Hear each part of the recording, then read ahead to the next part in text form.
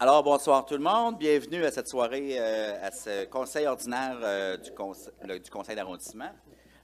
Premièrement, je vais vous souhaiter une bonne et heureuse année. On est déjà en février, mais c'est notre premier conseil depuis décembre dernier. Alors, ça fait déjà un petit bout de temps qu'on ne s'était pas rencontrés. On n'avait pas eu l'occasion non plus de s'échanger nos bons vœux. Alors, bonne et heureuse année à tous. Santé avant tout, puis le restant va suivre. Cette année, ça va être une nouvelle année. On prend beaucoup de résolutions lors d'une nouvelle année, puis c'est l'année où on fait des changements. Et en parlant de changements, cette année, on a eu, dès le début d'année, un changement ici parmi les élus. Alors, j'aimerais souligner sur le plan administratif que Marie-Josée est officiellement membre maintenant de Projet Montréal, conseillère élue dans Champlain-le-Dessert. Alors, c'est un changement qui a eu lieu environ 2 semaines. 2 semaines officiellement. Alors, qu'est-ce que ça change sur le plan local? Pas grand-chose. En fait, c'est que sur le plan local, on travaille en collégialité, les 7 élus ensemble, puis on discute. Et, vous l'avez remarqué, la partisanerie n'est pas notre premier défi. Dans le fond, c'est le service aux citoyens, puis on continue dans ce sens-là. Alors, mais par souci, il fallait le dire à l'ensemble des citoyens. Alors, la composition, officieusement, c'est 4 projets Montréal, 2 Ensemble Montréal et un indépendant qui est moi. Alors, comme d'habitude, on est accompagné de nos services à l'arrondissement, notre directeur d'arrondissement, l'unique Julien Lauzon, Diane Garand, secrétaire d'arrondissement par intérim à ma droite, Annick Deschênes, directrice par intérim du bureau d'arrondissement. On a M. Jean Cardin à la direction de l'ingénierie, Stéphane Bernaquez à la direction de l'urbanisme, Nicole Olivier à la culture, sport, loisirs et développement social, Martin Roberge, directeur des travaux publics, qui est pas mal occupé dans ce temps-ci, et Diane Vallée pour les projets à transversaux à l'arrondissement, ainsi que notre commandant du poste PDQ 16, M. Yves Larocque, qui est ici présent, et nos élus municipaux. À ma gauche, Luc Gagnon, Marie-André Mauger, Sterling Downey, Véronique Tremblay, Pierre Lheureux et Véronique Parent. Alors, mais... Véronique... Marie-Josée Parent, je voulais juste savoir si vous suiviez. Marie-Josée Parent. Allez-y, Mme Morancy. Me voici. Désolé. Voilà. Alors, donc, bonne année à tous ceux-là à qui on n'a pas eu l'occasion de s'en parler sur Face de Book. Salutations à tout le monde. C'est un plaisir toujours de revenir. Donc, ma première question, c'était, en fait, c'est 2 questions liées à la 3e école. Parce qu'on est un peu dans l'ombre. Vous avez dit que vous étiez pour publier les sites qui avaient été proposés à la commission scolaire. Oui. Mais je les ai pas trouvés, à moins que ce soit arrivé il y a 5 minutes. Là. Non, absolument pas. En fait, je croyais qu'il était sur le site d'arrondissement. Je vais vérifier. Mais j'ai la liste des sites proposés. En fait, c'est essentiellement, grosso modo, les sites qui étaient proposés lors de la 2e école. Ça, c'est la partie terrain public de l'arrondissement, ou qui appartient à la ville, là, en fait, plutôt à la ville de Montréal. Maintenant, il faut savoir, comme j'expliquais, c'est que la commission scolaire, depuis la 2e école, entre autres, on n'a plus d'entente d'échange, c'est de l'achat au prix coûtant.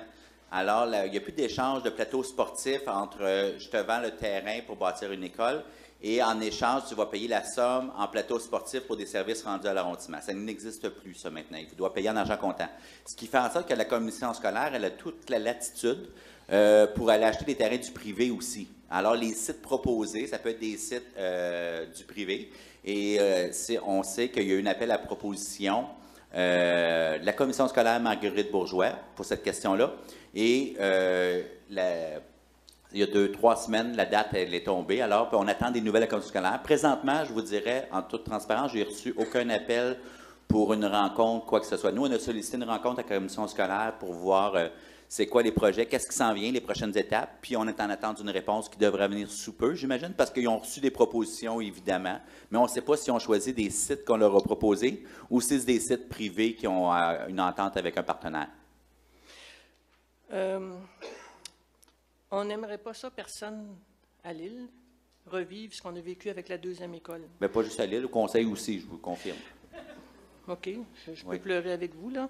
Mais ce que je demande, pas juste pour moi, c'est pour les citoyens aussi, c'est de savoir ce qui se passe. Oui. Vous dites, vous, que vous n'êtes pas au courant. Alors, est-ce qu'il va y avoir une surprise comme c'est arrivé en 2011, là? Ça, Mme Morancy, je vais être honnête, ma réponse... Boucher-Morancy. Boucher, oui, exactement. Pas Boucher. Non. Pas Boucher. Oui, effectivement, les 7 élus, présentement, on n'a pas l'information.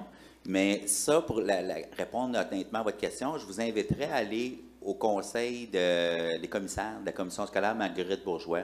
C'est le même processus qu'ici, dans le fond.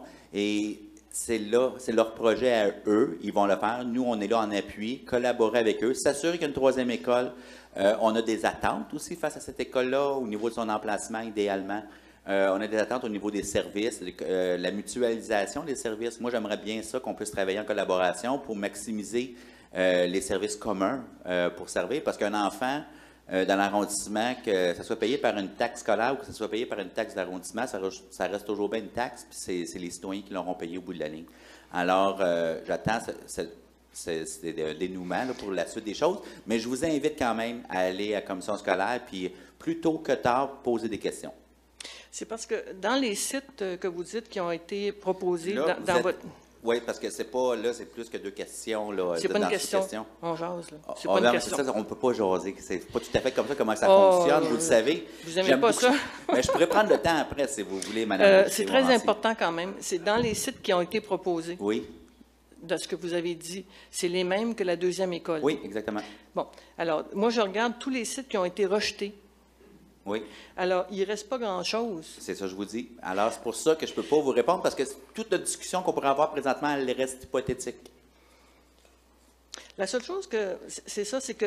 On va y aller avec votre deuxième question, juste pour être honnête. Oui, c'est ça, ma deuxième question. Oui, c'est ça, ma par deuxième respect des question, autres, ça revient à ça, c'est que finalement, tout ça, là, les documents que j'ai Le parc de la conservés, Fontaine, votre deuxième c'est ça, question. le parc de la Fontaine. Oui. Et bon, vous avez beau dire que ça ne fera pas partie de ça, mais je reviens quand même à ça, c'est que vous êtes engagé 13 octobre 2011, je pense. Non, je t'ai pas eu là encore. 2013. Ouais. D'accorder une servitude de protection du parc de la Fontaine. On s'en est parlé déjà, oui. Puis vous l'avez toujours refusé en disant qu'une résolution, ça valait la même chose. Oui. Bon, une résolution dans un conseil, pas parce que je vous aime pas, là, mais une résolution, c'est comme quelque chose qu'on prend le premier de l'an et on sait ce qui se passe le reste de l'année.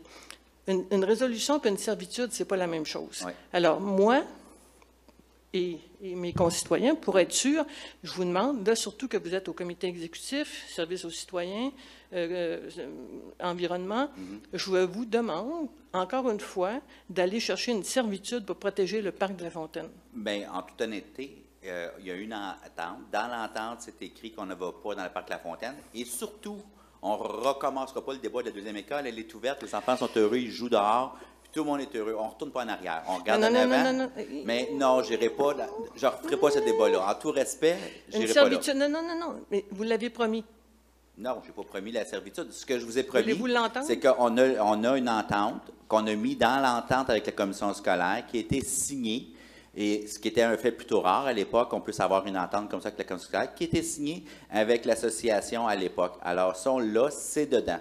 Alors, si on voudrait avoir une protection par-dessus une autre protection, là, on va mais plus ça là. changerait quoi d'avoir la servitude, finalement, juste pour le futur? Là. On est ailleurs, là, Mme Boucher-Morancy. On est vraiment ailleurs. Puis, sincèrement, moi, si on me reparle encore de ça, ce dossier-là, le dossier de l'école, la deuxième, il est clos. On avance en avant. Et là, on va travailler le projet de la troisième école. Comme je vous ai dit la dernière fois. Watching me, yeah. Merci, Mme Boucher-Morancy. Monsieur le maire, membre du conseil, bonsoir. Monsieur Tessier, vous voulez parler de terrain, troisième école? Oui, c'est ça. Je sais que, bon, l'arrondissement possède des terrains. Oui. Le pas du temps, c'est soit un parc ou un espace vert. Probablement. La plupart. Vous avez raison. À moins que ce soit une rue, là, mais je pense. Non, mais c'est plus. La plupart des terrains étaient souvent des parcs ou des terrains contaminés. Ouais. Et ce que Madame disait tantôt, c'est que tous ces terrains-là ont été rejetés dans une autre vie. Là. Bon. Oui. Donc, il en reste un qui est le parc de la Fontaine. Bon, c'est le seul qu'ils avaient recommandé à l'époque. Bon, c'est pour ça que les gens s'inquiètent. On ne voudrait pas qu'il y ait une autre école là.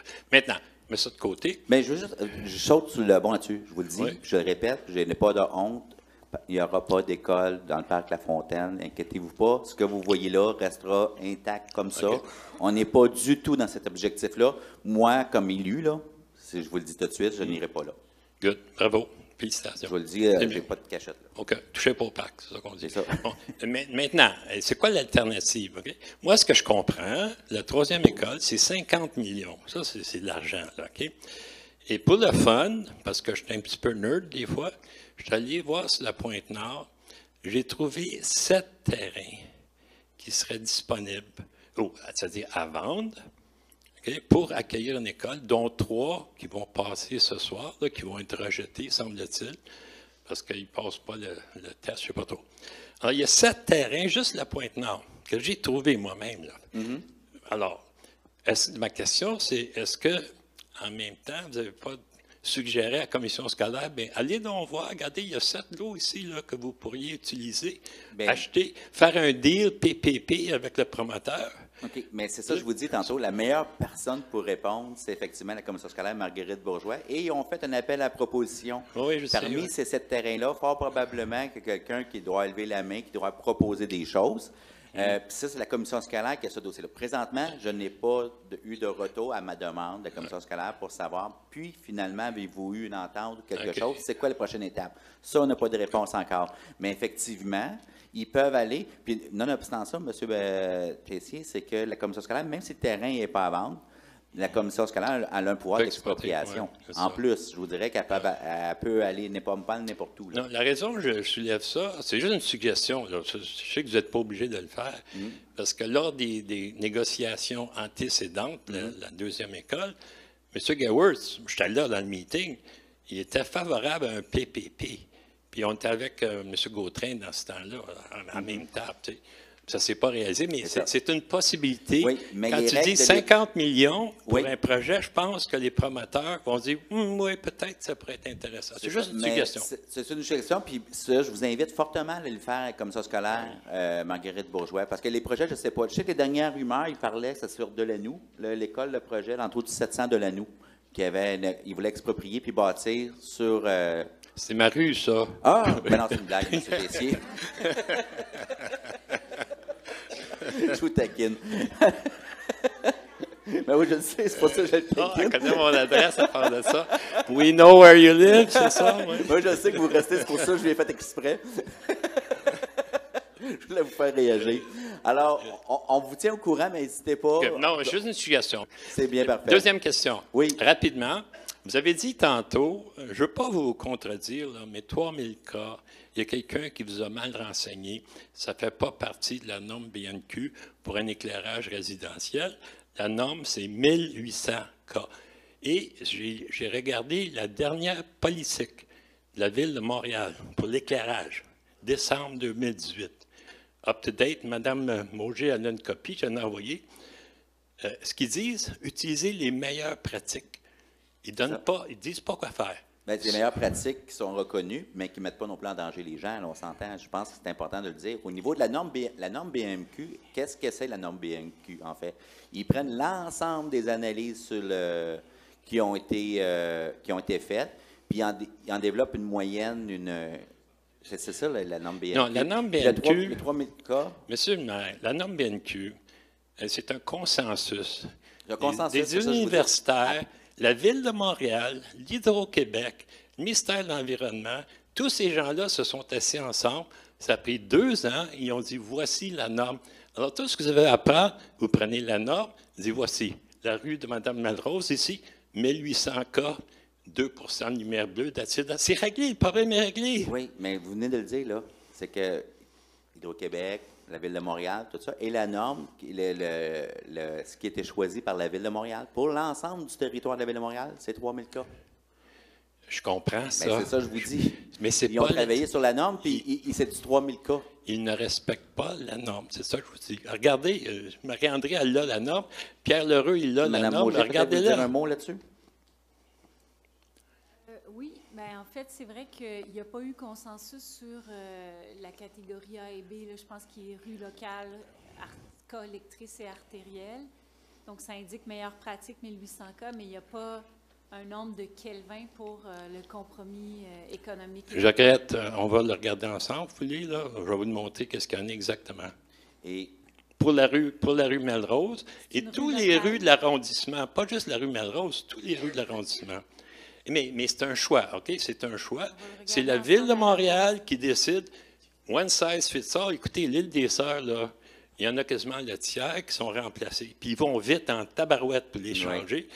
Ce que tu vois qui éclaire le boulevard Île des Sœurs, c'est le même que tu vois pour une rue résidentielle. Ça n'a pas de bon sens. Oui, mais ce que je vais vous expliquer, c'est qu'il y a quand même le Bureau de la santé publique qui a donné son accord pour le 3000 cas aussi. Qui? Pardon?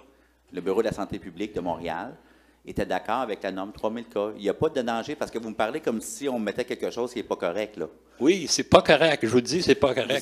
Vous êtes un partisan du 1800, puis je respecte votre décision, mais il y a eu une décision autre qui a été prise.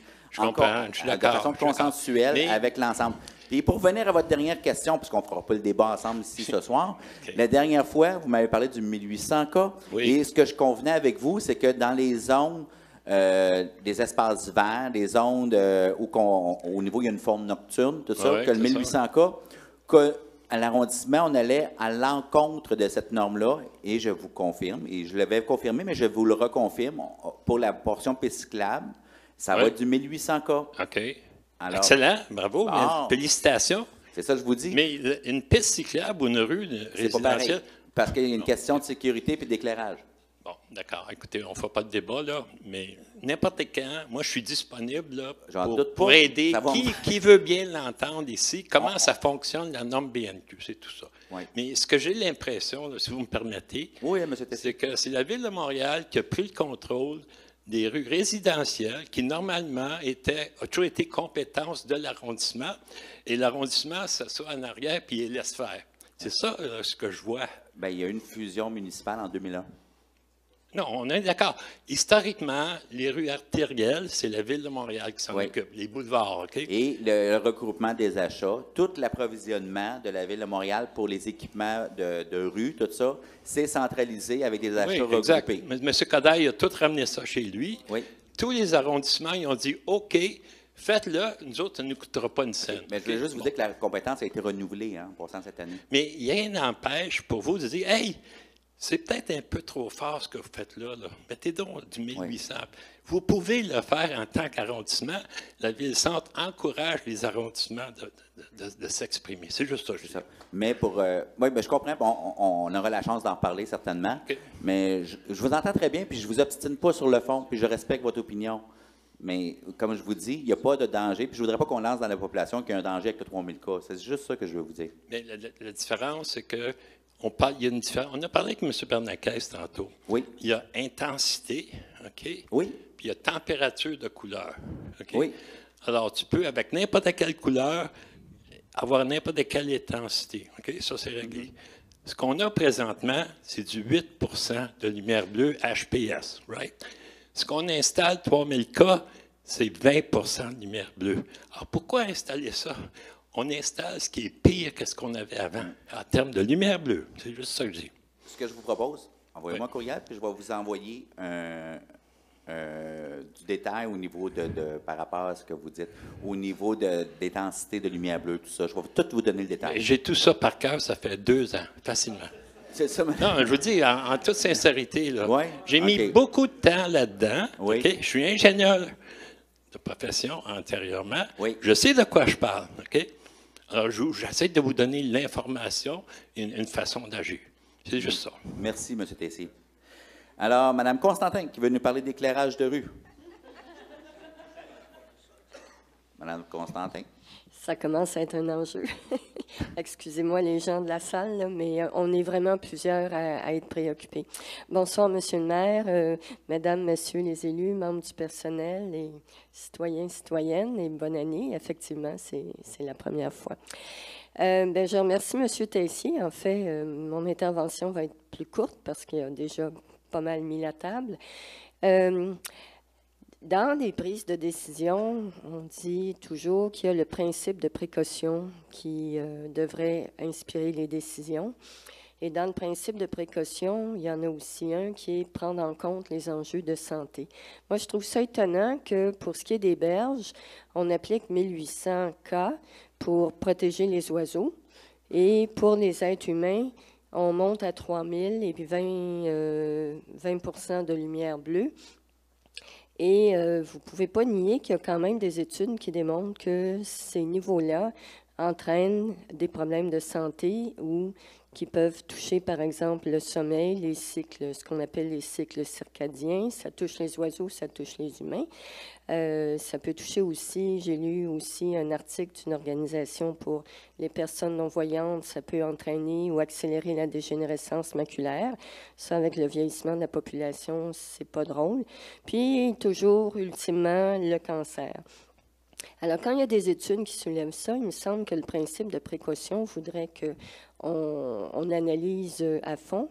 Et pourquoi, si on peut être fonctionnel avec 1800 et 5 au moins de lumière bleue, qu'est-ce qui justifie qu'on aille au top?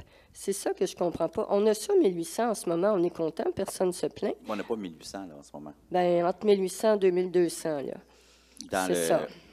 Non, mais dans le sodium.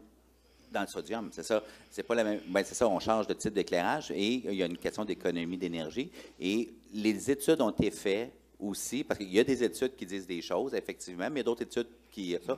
Et la norme est basée sur l'ensemble des études et les chercheurs, aussi, il y a des gens à la Ville de Montréal qui se sont penchés aussi sur la question, comme M. Tessier, qui sont venus avec une analyse qui fait en sorte qu'il y avait une recommandation de 3000 cas, et c'est des professionnels aussi, puis qui ont pris une décision qui, en aucun cas, voudrait mettre en danger la vie des gens. Et je comprends qu'on va parler des oiseaux, la faune nocturne versus un être humain, mais on n'a pas la même grosseur non plus. Et il y a plein de choses. Au-delà de la lumière, il y a plein de specs autres qui rentrent en ligne de compte. Le temps d'exposition, la distance. La distance est très importante. C'est ça. Puis on rajoute même de l'ambré, si on veut, on peut rajouter de l'ambré dessus cette lumière bleue-là, au besoin. Bien, moi, je peux vous dire la distance. Là, j'ai un lampadaire directement devant ma chambre à coucher. Puis les gens qui demeurent en haut, bien, eux, c'est encore plus direct. Vous dites c'est la ville. Non, vous dites c'est la ville de Montréal, mais la ville de Montréal, c'est vous, monsieur le maire. Vous êtes responsable de l'environnement. C'est tout le monde. Vous êtes plusieurs ici. Oui. Vous êtes responsable de l'environnement. Vous avez pris des mesures intéressantes. Là, la personne qui a parlé avant, les transports actifs, éliminer le service de restauration au volant, multiplier les pistes cyclables. Pourquoi, quand on parle d'éclairage, on dirait que là, cette préoccupation-là moi, je ne partage pas cette préoccupation que vous avez. Moi, je vais vous parler en mon nom personnel. Je n'ai pas cette préoccupation-là. Peut-être que je pourrais avoir avec mes collègues élus. Mais moi, je ne l'ai pas si. Cette norme-là de 3000 cas, en aucun cas, ça fait un éclairage. On a même fait des tests l'année passée à l'île des Sœurs, qu'on avait mis des différents types d'éclairage, puis qu'on demandait aux gens de choisir pour voir qu'est-ce qui était le mieux. Pour eux, là, nonobstant les statistiques, tout ça, ils disaient on préfère celle-là, on se sent plus sécuritaire. Ah, c'est un exemple, là. Alors, vous m'amenez des faits ce soir, je vous entends, puis vous êtes venus aussi à d'autres conseils, mais l'ensemble de la population aussi, il y a des études, puis je ne pense pas qu'aucun professionnel qui prendrait une décision qui rend en compte de la santé publique et en compte de l'intérêt public non plus, là, je veux dire. Alors, peut-être qu'il y a d'autres commentaires, si quelqu'un veut commenter. Vas-y, Marc-André. Moi, grâce à M. Tessier, j'ai lu beaucoup là-dessus, puis c'est vrai que c'était en 2015, là, on a livré bataille pour que la Ville de Montréal modifie l'orientation d'installer des lampadaires de 4000 Kelvin, parce qu'au départ, l'orientation de la Ville pour les 110 000 lampadaires, c'était 4000 Kelvin. Puis l'orientation souhaitée à l'époque, ce qu'on demandait, c'était 3000 cas ou moins. Donc aujourd'hui, que c'est 3000 cas, je me vois mal retourner livrer bataille parce qu'à l'époque, puis même, je n'étais pas toute seule, même de mémoire, M. Tessier aussi, ça allait. C'était comme le minimum acceptable, 3000 cas. Mais le 3000 cas, c'est pour les rues locales, les rues collectrices, les rues artérielles. Les autoroutes, c'est 4000. C'est ça. Les autoroutes, c'est 4000. Donc, en ville, c'est vrai ce que M. Tessier dit, que boulevard de l'Île des Sœurs ou une rue résidentielle, c'est le lampadaire de 3000 cas. Ce qui peut varier, c'est l'intensité, puis le système qui sera en fonction éventuellement, qui va permettre de réduire l'intensité la nuit, voire un jour réduire l'intensité quand il n'y a pas un chat dans la rue, par exemple, que le système va éclairer à 20-30 de sa capacité, puis quand les gens, s'il y a un mouvement, il va éclairer à la demande. Mais Mais puis j'ai eu l'occasion de vous le dire aussi, tu sais, moi, aujourd'hui, je suis...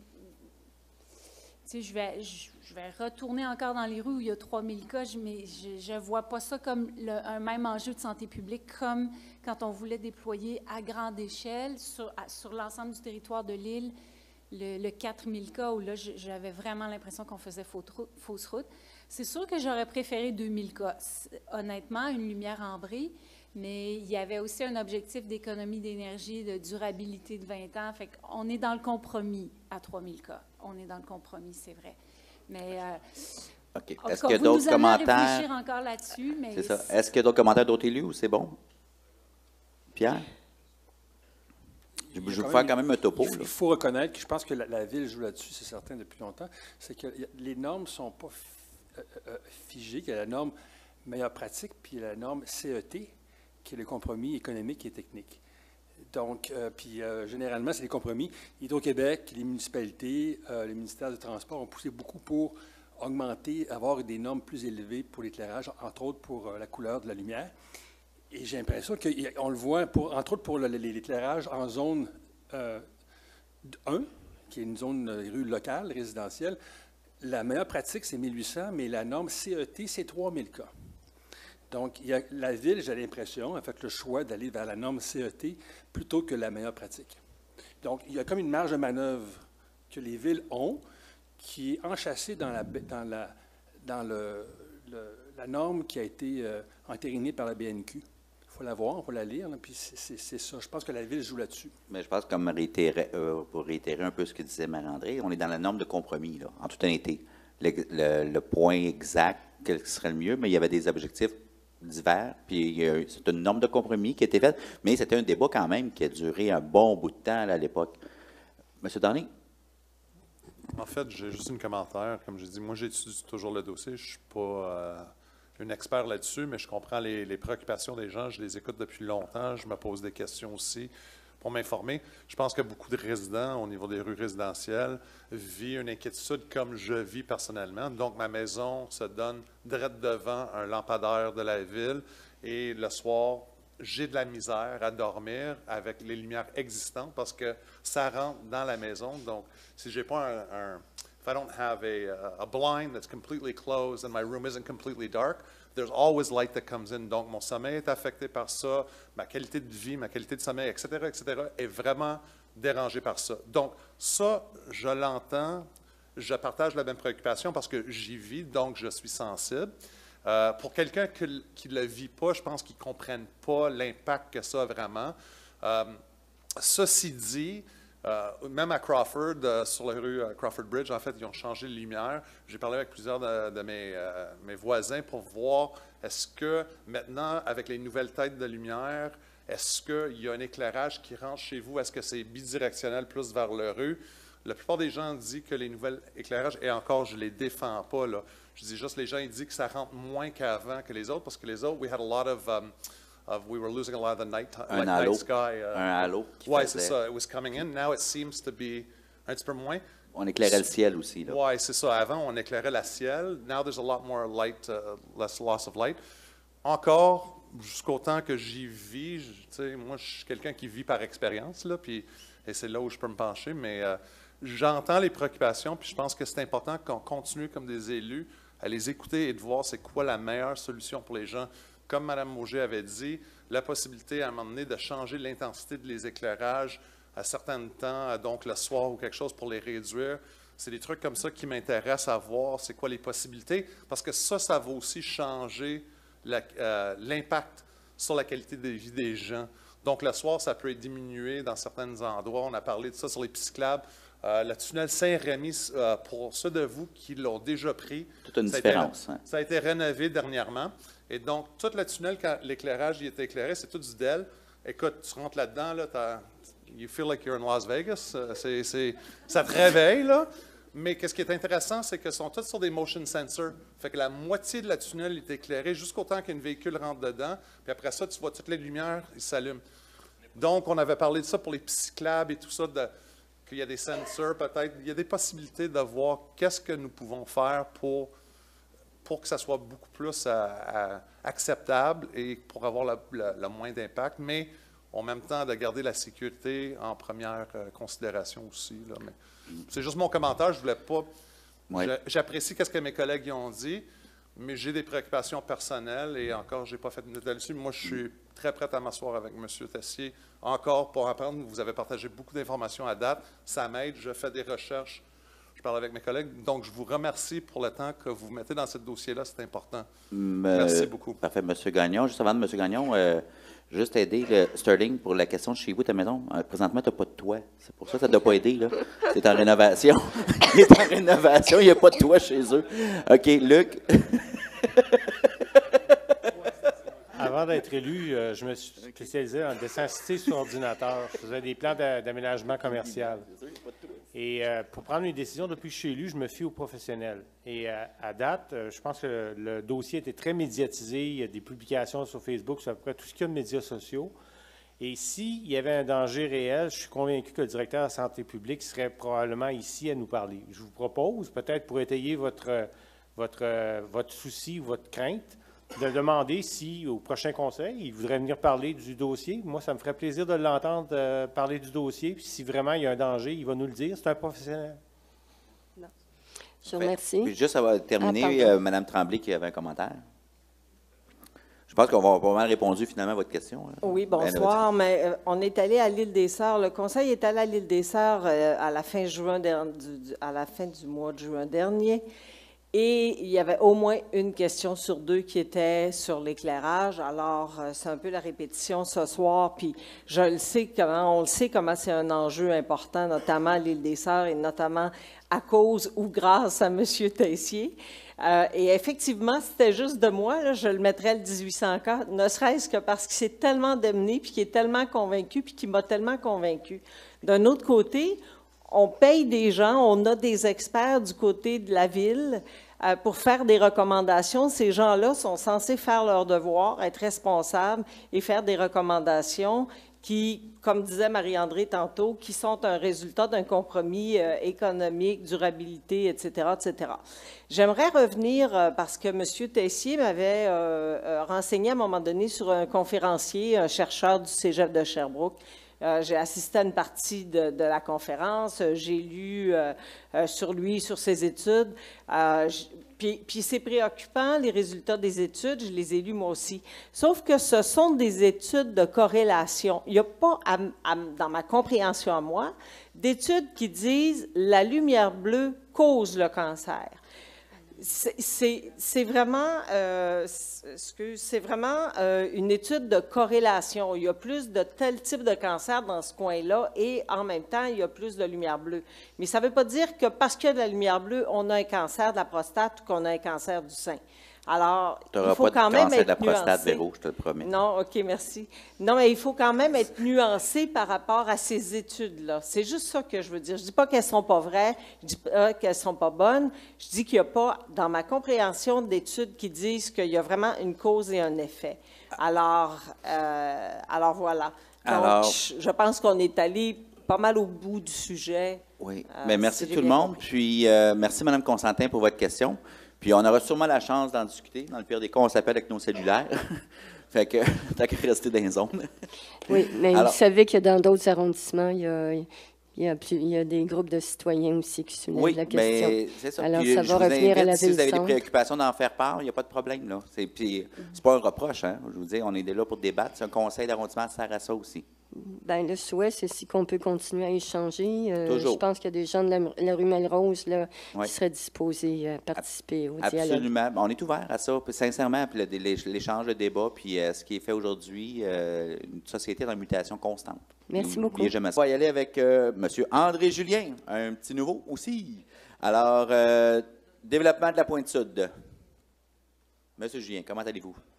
OK. Moi, des dernières assemblées, je vous ai posé quelques questions sur les développements, les nouveaux développements résidentiels dans Verdun, sur la nouvelle réglementation, sur le pourcentage qui va aux logements sociaux, okay? Le fonds des logements sociaux. Vous m'aviez confirmé que sur la terre ferme, les derniers projets qu'il y a eu, ils vont être obligés de donner un montant pour mettre dans les logements sociaux. Oui. À la dernière assemblée, vous m'avez confirmé que le développement de la Pointe-Nord était exclu de ce programme-là. pour la portion de plein droit. En tout cas, moi, C'est- ce que j'ai là, compris, c'était le présentement, développement de la Le Pointe-Nord fonds au complet. d'inclusion, je veux juste répondre, monsieur. Oui. Ça. Le fonds d'inclusion, on a quand même une politique arrondissement la plus progressiste au niveau de l'ensemble de l'île de Montréal. Nous, à partir de un logement que tu fais en PPC moins, on demande la contribution du fonds de contribution au fonds d'inclusion. Sauf que si on bâtit de plein droit, tu n'es pas assujetti à la partie de projet particulier. Maintenant, la Ville de Montréal va présenter un nouveau programme dans les prochains mois, semaines, mois, et ça va changer aussi la donne sur l'ensemble du territoire de la Ville de Montréal. Là, dans le moment, c'est ça. Oui, en ce moment, c'est le même projet, le même règlement qui est en place existe depuis toujours. OK. Pointe-Sud, maintenant. Pointe-Sud, oui. Moi, je ne vous ai pas posé de questions à date sur la Pointe-Sud. Oui.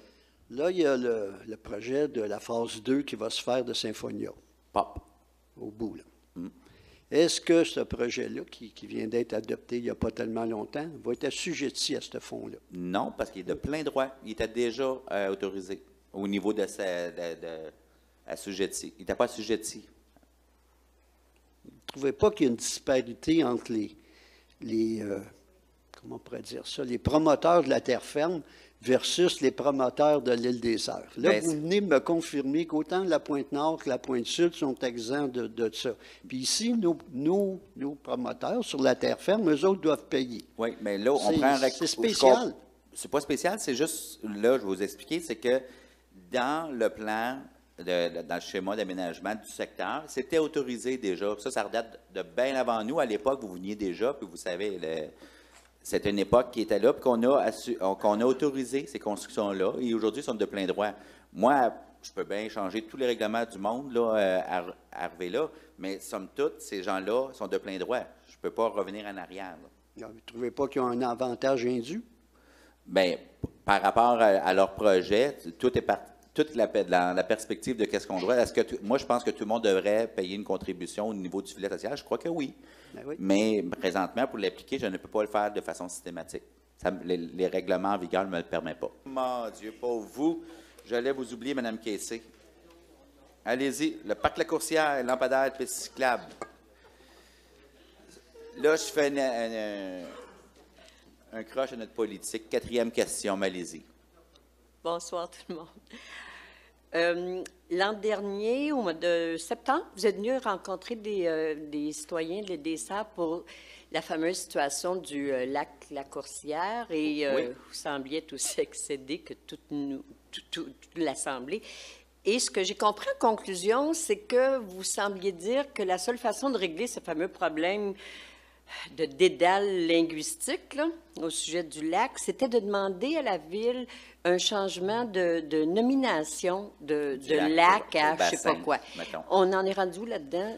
Présentement, on est en train de travailler avec les services centraux de la Ville de Montréal pour travailler sur la nomination du parc, du lac, ouais. du lait, entre autres. Et présentement, à travers les recherches, on est en train de trouver aussi peut-être d'autres solutions. Mais on est en train de travailler là-dessus. Hier, justement, j'avais une rencontre avec M. Cardin. On était à la Ville-Centre, Pierre-Leroux était là. Alors, on avance, puis on pousse énormément. Comme je vous ai dit, de cette année, c'est un des dossiers prioritaires, puis je veux vraiment qu'on trouve la solution. En fait, les solutions, on les a devant nous, là, Mais mais qu'on puisse ouais. les mettre en application rapidement. Bon, bien, merci beaucoup pour ça. Puis l'autre, bon, mais c'était pour l'éclairage des pistes cyclables. Vous avez dit qu'on aurait du 1800 cas. C'est du 1800, c'est confirmé. C'est Comme je l'ai dit la beau. dernière fois, par exemple, je vais juste, pour les attentes, c'est 3 mois quand même pour le temps de les recevoir. On va vous installer peut-être en juin, là. OK. Mais Parce si qu'on vous- a mis quand même, on a annulé l'autre commande pour, pas annulé, mais on a décidé de ne pas les installer. Donc, on va vivre d'espoir, mais c'est toujours bien de vivre d'espoir. Je voulais juste vous dire que, information, moi, j'habite au Club Marin 1 et en octobre passé, ils ont changé les luminaires devant chez nous. Ils ont fait la même chose au Club Marin 2, puis bon, sachant pas trop ce qu'ils avaient posé, mais c'était très joli, c'était très emblé. Alors, j'ai fait venir la fiche technique et j'ai fait venir le bon de commande juste pour ma propre gouverne. Et c'est du Dell Ambré 1800K. Venez le voir. Vous allez voir, c'est vraiment très joli. Ben, Merci beaucoup. on va passer voir ça. Merci Bonne beaucoup. fin de journée. Pierre, Marie-Josée. Ah, Pierre, excuse. Oui. Ben, j'aimerais profiter de l'occasion que les citoyens nous offrent de parler d'éclairage. et puis en profiter pour élargir un peu la discussion. L'enjeu de l'éclairage extérieur ne se limite pas nécessairement seulement à la question, à l'aspect de la couleur de la lumière et de l'utilisation des DEL. Il y a d'autres aspects de la lumière qui devraient être encadrés, réglementés par les villes. D'ailleurs, le Bureau de normalisation du Québec encadre l'éclairage extérieur dans l'espace public comme dans l'espace privé, encadre également l'orientation de la lumière, la quantité de lumière, encadre également la durée, les périodes d'éclairage dans l'espace public comme dans l'espace privé. Il y a eu à l'île-des-Sœurs, avec le golf, un enjeu qui s'est posé dernièrement, un éclairage assez violent, qu'on juge, qu'on estime illégal, bien que notre réglementation est totalement silencieuse sur l'éclairage public et privé. Il n'y a pratiquement aucune disposition réglementaire qui l'encadre. Donc, je pense qu'on pourra avoir vraiment une bonne discussion pour pouvoir... Et dans la norme établie les normes établies par le Bureau de normalisation du Québec, sur les enjeux, sur les aspects de la quantité, de l'orientation, des périodes, il y a consensus, il y a des normes claires et uniques sur lesquelles qui sont faciles à appliquer et enchâssées dans une réglementation municipale. Et je sais qu'avec mes collègues et à la Ville de Montréal, on veut s'y atteler. C'est une grosse tâche parce que c'est assez compliqué, mais je pense que c'est vraiment un autre enjeu là, puis, sur lequel on devrait se pencher dans les prochains mois et dans les prochaines années. Puis ça, sur cet enjeu-là, comme pour les autres enjeux, je suis tout à fait volontaire pour travailler avec les citoyens de l'arrondissement. Merci, M. Lheureux. Mme Parent? En 4001, c'est une dérogation mineure, une demande de dérogation mineure pour installer l'installation de 2 thermopompes en cour latérale pour la résidence située au 47 rue de Laurier-du-Bois-Ouest à l'Île-des-Sœurs. Alors, j'invite les personnes désirant s'exprimer à ce sujet à s'avancer au micro. Personne? On va attendre 10 minutes. Allez-y. Comme vous voulez. Alors, Il est proposé par Mme Mauger, secondé par Mme Tremblay. D'accorder une dérogation mineure pour le bâtiment situé au 47 rue de Laurier-du-Bois-Ouest, permettant, malgré l'article 270.6 du règlement de zonage 1700, de maintenir l'installation de 2 thermopompes en cour latérale à une distance inférieure à 2 mètres de toute limite de propriété. On procède au regroupement des items 40.02 à 40.06 pour adoption. 03. C'est une demande d'approbation par plan d'implantation et d'intégration architecturale afin de permettre la construction d'un bâtiment mixte de 8 étages situé au 963 rue Levert, le lot 1 832. Alors, considérant les critères et objectifs suivants du règlement de zonage 1700 applicable au projet, donc le critère I, 2I, 3I, 4 et 5 de l'objectif A et le critère 3I de l'objectif B de l'article 349. Comment vous dites? Le critère I de l'objectif A de l'article 363.44. Le critère I de l'objectif A de l'article 363.66 et le critère 2I et 3I de l'objectif A de l'article 363.75. Donc, il est recommandé de refuser l'approbation des plans et élévations A100 à A302 préparés par Stéphane Lessard, architecte, et du plan de plantation préparé par BC2, déposé et estampillé et daté du 11 janvier 2019 par la Division de l'urbanisme, accompagnant une demande de permis de construction pour un bâtiment mixte de 8 étages situé au 963 rue Levert. En 40.04, c'est une demande d'approbation par plan d'implantation et d'intégration architecturale afin de permettre la construction de bâtiments mixtes de 8 étages situés sur un lot vacant au 18 Place du Commerce, le lot vacant 1-860-694. Alors, considérant les critères et objectifs suivants du règlement de zonage 1700 applicable au projet, tout d'abord le critère I, 2I, 3I, 4 et 5 de l'objectif A de l'article 349, le critère I de l'objectif A de l'article 363.66 et les critères 2I et 3I de l'objectif A de l'article 363.75. Il est recommandé de refuser l'approbation des plans et élévations A100 à A301 préparés par Stéphane Lessard, architecte, et du plan de plantation préparé par BC2, déposé, estampillé et daté du 17 janvier 2019 par la Division de l'urbanisme et accompagnant une demande de permis de construction pour un bâtiment mixte de 8 étages situé au 18 Place du Commerce sur le lot 1-860-694. En 4005, c'est une demande d'approbation par plan d'implantation et d'intégration architecturale afin de permettre la construction de bâtiments mixtes de 8 étages au 10 à 12 Place du Commerce, le lot vacant 1-860-759. Considérant les critères et objectifs suivants du règlement de zonage 1700 applicable au projet, les critères I, 2I, 3I, 4 et 5 de l'objectif A et critères 3I de l'objectif B de l'article 349, le critère I de l'objectif A de l'article 363.44, le critère I de l'objectif A de l'article 363.66, les critères I, 2I et 4 et 5 de l'objectif A, critères 2I, 3I de l'objectif B et critères 2I de l'objectif C de l'article 362.72. Il est recommandé de refuser... J'achève.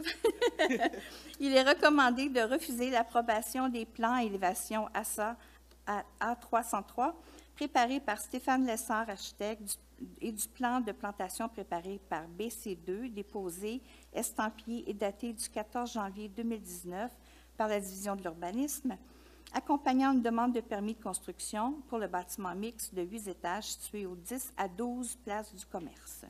Il est proposé par M. Gagnon, secondé par M. Lheureux. Et Mme Garand, vous pouvez prendre un verre d'eau, c'est bien mérité, je pense. Ça fait du bien. Les propos. Continuez, oui, c'est vrai. En 4008, c'est l'adoption du règlement RCA 10-210-012-5. C'est le règlement qui modifie le règlement sur la propreté, les nuisances et les parcs de l'arrondissement de Verdun, le RCA 10-210-012, afin d'y ajouter des dispositions concernant l'utilisation des souffleurs à feuilles.